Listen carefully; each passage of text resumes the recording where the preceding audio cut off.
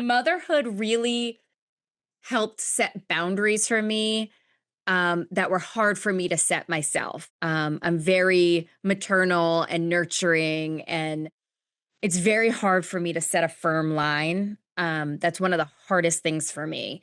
And when Mm. I try, sometimes I can overstep. So you either get like uber soft, I can be uber soft, or when I'm trying to set a boundary, I can overshoot. Right? Like that's what you were describing. That's my MO. And it's a learning curve, right? But being a mother really helped me set boundaries because at the end of the day, there were boundaries with people I needed to set, and I was going to set them for the benefit of my child. Yeah. And that surprised me at how much better it would make me at setting boundaries. That was an added bonus that I was not expecting of motherhood. Be happy, happy, happy, happy, happy. Gonna keep your chin. Welcome back, Creative Mama fans. Today, we are joined with Dr. Noëlle Santorelli, a clinical psychologist, a speaker, and adjunct faculty member at Emory University School of Medicine. She specializes in women's relationships, family dynamics, and the social pressures of modern motherhood. In part one, we talk about why motherhood can often feel like a pressure cooker, from setting boundaries with our kids to navigating friendships with other moms, and how relational aggression can often show up in those friendships. We also talk about the rising pressure that today's modern families face and why she believes that honest conversations are the first step towards change. I loved this conversation with Dr. Noëlle Santorelli, and I think you will too. Let's dive in. If I had a doctorate, I'd be making my kids call me Dr. Shelly. Right? Yeah, I don't make them do it, but like for social media and like in the media, there's so many lay people that talk about the same thing, which I think is great, but I think it separates me from just like I'm coming at it from a psychological perspective, not just like a mom experience. Yeah, no, you're actually right. Like there is a big online presence with like a lot of moms that talk about their experiences, and it's so relatable. But Totally. what you're saying is like you actually have this perspective that is coming from a place of education. Can you talk a little bit about how you got into, because you're a psychotherapist, right? Yeah. So I'm a psychologist. So yeah. And so even in the online space, right, there's so many differences there. Yeah.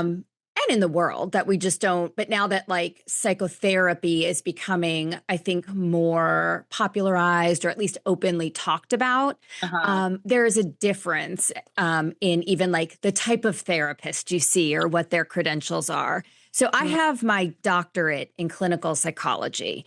So hence the Dr. Noëlle. And so that's, both a master's, then you get your PhD. Then you do internship, which is a year of clinical training. And then you do a postdoctoral fellowship, which is 1 to 2 years of additional clinical training. Wow. Then you get licensed. So did you do this right out of did you begin this journey right out of high school, or did you take some time? So right out of high school, I went straight to college. And then right after college, I took, I would say, it's not a gap year because I graduated, but I wasn't sure if I wanted to go into law or psychology. I wanted to do family law and help with, co-parenting situations, high conflict divorce. And I worked as a paralegal in New York City, and I got placed at a really prestigious law firm, but I was in mergers and acquisitions, and I wanted to die. It was horrible. I was like, why do I care about if Dunkin' Donuts buys Baskin Robbins? Like, I don't care. Like, it wasn't behind what you wanted, and essentially was to help families, not to help mergers. Yeah. Yeah. And then just learning more about the law, I was like, I don't think this is how I could have the best impact on direct families. And so then I took a course at NYU in their master's program just to see if I liked, I was a psych major in undergrad, but just to see if I liked this sort of graduate school experience. I loved it.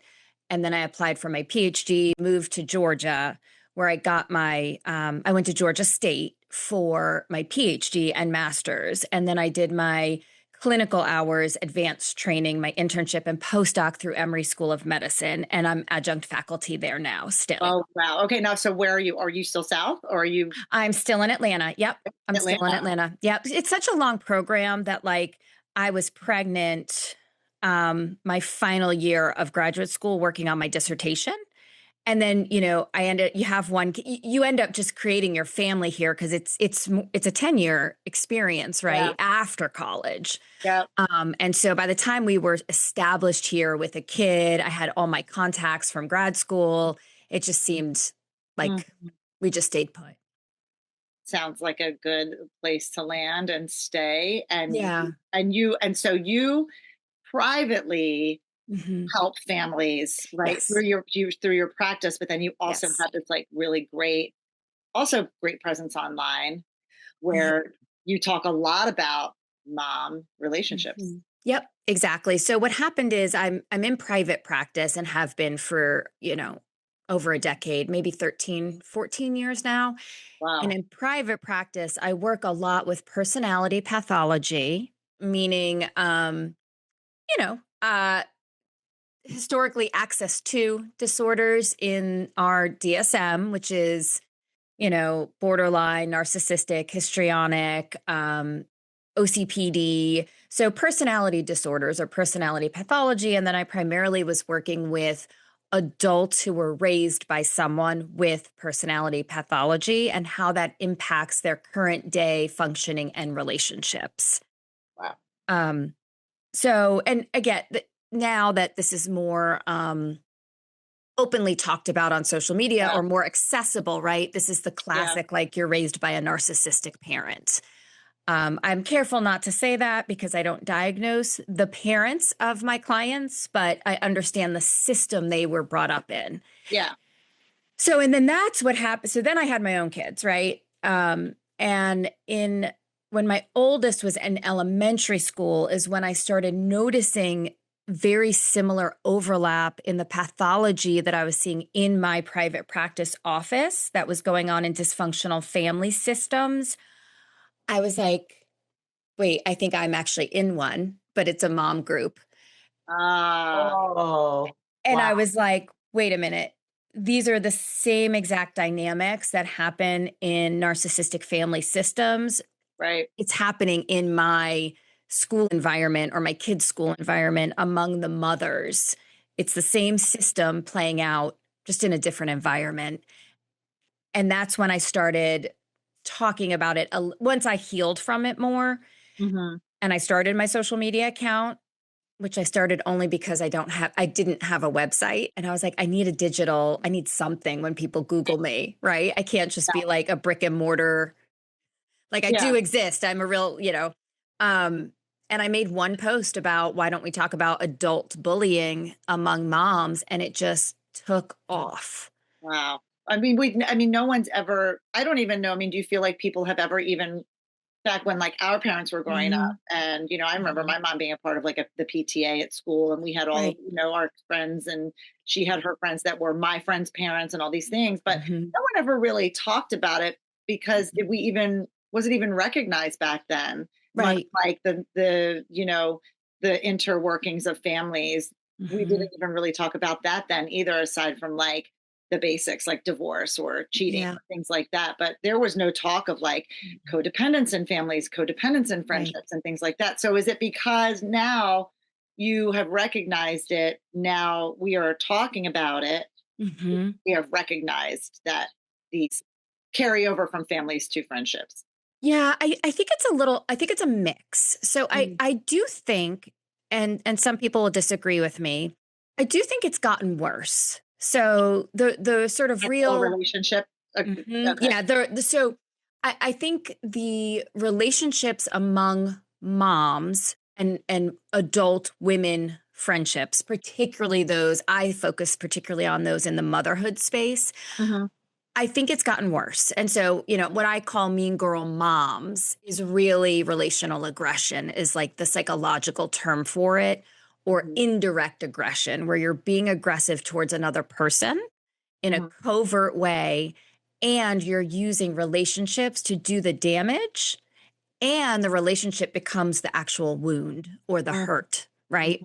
So the real technical name for it is relational aggression. And I think relational aggression has gotten worse in motherhood for a variety of different cultural reasons and cultural factors.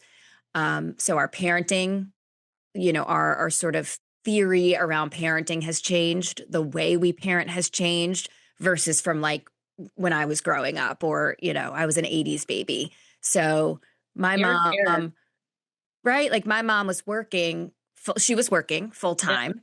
Yeah. And I don't know that she had the energy or the resources to get into some of the women relationship drama that a lot of women now are getting into. So one is that she was overextended. Yeah. In a very real way. Two, we did not have social media. Right? That's a huge component, right? And I say it's created this sort of surveillance system of parenting and motherhood we're constantly living under. Parenting theories or the way we parent, we've tried to optimize it a lot more than I think our parents did in the 80s or 70s. We're all about optimizing our children and our children's futures. And I think there's a part of that also ties into our economy and sort of where we are as a culture with, our kids are not going to out earn us most likely. I sort of knew that I would out succeed my parents, that, I would have about a higher college degree than they did, that I would just have more accessible to me because of the life they'd given me. Our kids won't have that. But we're still at that level where if you push just enough, you might project them into the next level. And I think that leads to a lot of the aggression that's coming out, that high performance, high stakes optimization culture. It's really insane. I mean, my kids are involved in sports. And, what sports? They're baseball, soccer, but basketball, all the things. But like baseball is like their main. That's where we play for these teams, right? And so, my oldest is entering high school next year, and so now it's a conversation around like what really matters, and how this time in his life is going to really reflect. It will really matter because the decisions you make now really are going to impact what happens down the line, right? Not that nothing matters before that, but like in terms of like an 11U baseball team, no one cares what your stats are at 11. But I will tell you, I'm here to tell you that there are actually systems in place for people to care what their stats are for their 11-year-old. And to be quite honest, I mean, my oldest is 14. I don't really care what his stats are right now either. I'm probably not going to encourage him to super duper care until it's time for maybe sophomore, junior year when we start talking about colleges and all that stuff because he wants to play in college. But you would think, and I know it's a joke, like the MLB isn't here today, boys, for the 8U team, but you would think based on the actions of the systems that we are in and the people that create them, that MLB scouts are scouting 8-year-olds. You would believe that because of the behaviors of, I think that sports culture, it's the same with dance, right? In that same way, it's like this culture of like high performance, outperforming yourself and what it creates. And I think you're completely right about that. I mean, the push is real. Yeah, it's sort of the culture, it's sort of infused. We're drinking it in part because we feel like we have to, but it's now become so normalized that we all just kind of do it. And so I might not care. I've also got a rising 9th grader. I might not care who plays baseball, travel ball. I might not care about his stats. And I really don't want him to care about his stats, but he exists in a society and a culture where he kind of has to. You absolutely. He absolutely has to. So what are we? Yeah. Stakes, right? Yeah. Those stakes. We're in between a rock and a hard place. If I tell him, don't worry about it, take a weekend off, go to the carnival with your friends. Yeah. He does have to worry about it because he's going to sit and he's not going to play. And then he's not going to make the next travel team, right? It's a sort of domino effect. And as parents, I think we are sort of confused about like, how much do we push? Do we push? Yeah. Where are we? So one of my messages is that, and obviously, again, working with personality pathology, I know there can be some real problematic personalities out there, and they utilize relational aggression as a means to get what they need and as a means to control the environment around them. 100%. Yeah. Some people are just, you can bleep that out. They just are. And they're operating from either their past or, their psychopathology. But I think the bulk of women that engage in some of the mean girl culture that we're seeing in adulthood and motherhood, I think the bulk is that we're like living in a pressure cooker system where the stakes are so high and we don't know how to vent. We don't know how to let out the steam. Yeah.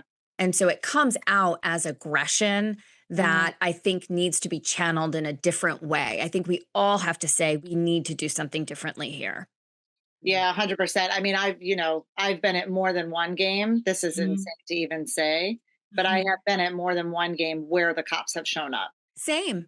Right. And that is a very common thing. And yeah, I feel like that not taking an individual look at where you are escalating the problem and not being able to stop and pull back is in front of kids. It's kind of heartbreaking actually, because I will say, I mean, look, I know all this stuff is really hard, but in hearing you talk, I just keep thinking I don't know. I mean, I'm not perfect by any means, but I will say my moral compass is really based off of what I learned as a kid, which is be nice. If you don't have anything nice to say, go somewhere else.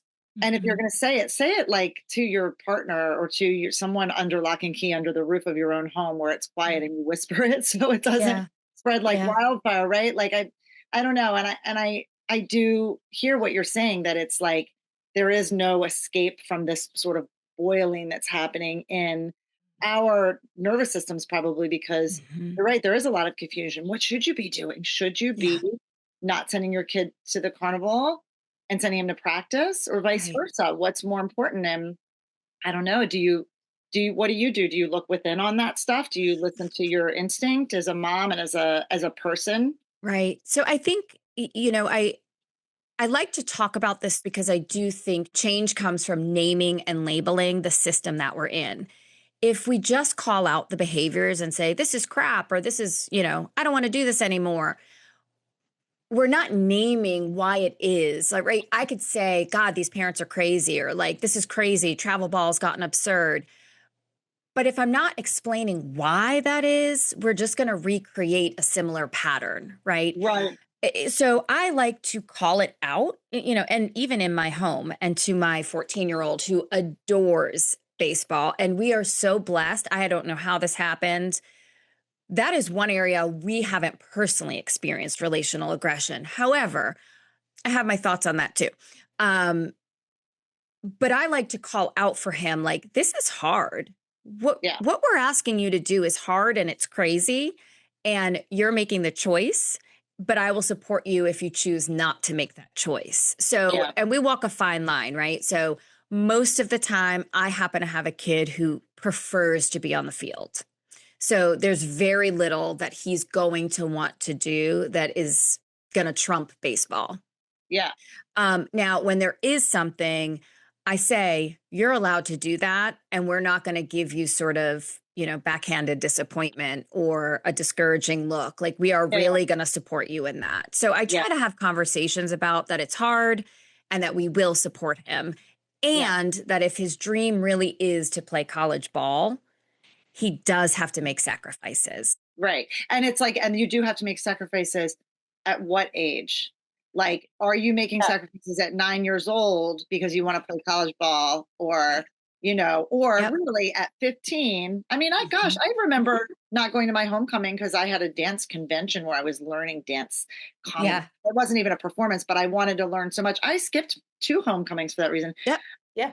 I chose to go on tour with the company. And you'd probably do it again, right? If you were given the choice. I would. Yeah. I think the key piece is making sure that we can help our kids be their own compass, and that we're not sort of so confused ourselves where we're just sort of blindly following this performance culture that we lose track of our compass, and then they don't have a compass.